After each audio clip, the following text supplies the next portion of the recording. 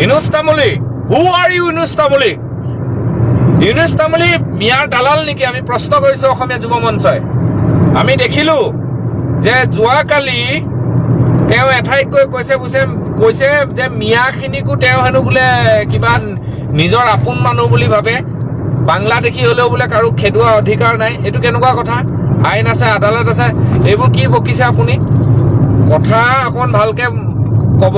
আৰু অসমীয়া যুৱ মঞ্চই কিন্তু আপোনাক একদম ষ্ট্ৰিক্টলি কৈ দিয়া হৈছে, যদি এনেকুৱা ধৰণৰ নেক্সট টাইম কথা কয় নহয়, আপোনাৰ কিন্তু অৱস্থা বেয়া হ'ব। আপুনি শুই থাকোঁতে আজি সপোনত দেখি লওক যে আপোনাৰ এনেকুৱা ধৰণৰ অসম বিৰোধী কথা ক'লে কেনেকুৱা ধৰণৰ অৱস্থা হ'ব পাৰে। আপুনি এই কথাটো ভাবক। আপুনি মিয়াৰ দালালগিৰি কিয় কৰিছে? আপুনি নিজে খিলঞ্জীয়া মুছলমান বুলি টেটুফালি চিঞৰি থাকে। আজি খিলঞ্জীয়া মুছলমানক আপুনি বদনাম কৰি দিলে। আজি আমি খিলঞ্জীয়া মুছলমানসকলৰ লগত আছোঁ বুলি আপোনাক কিমান ক'ব লাগে?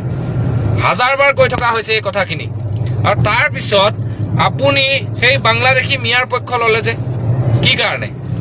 বাংলাদেশী মিয়াক চিনাক্ত কৰিব নালাগে বুলি আপুনি কৈ দিলে যে।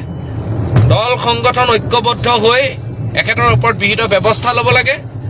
আমি তীব্ৰ ভাষাৰে তেওঁক গৰিহণা দিছোঁ, আৰু এইবোৰ গৰিহণা চৰিহণাতকৈও অতি সোনকালে দল সংগঠন মিলি ব্যৱস্থা ল'ব লাগে বুলি আমি ভাবিছোঁ। ধন্যবাদ। জয় অসম।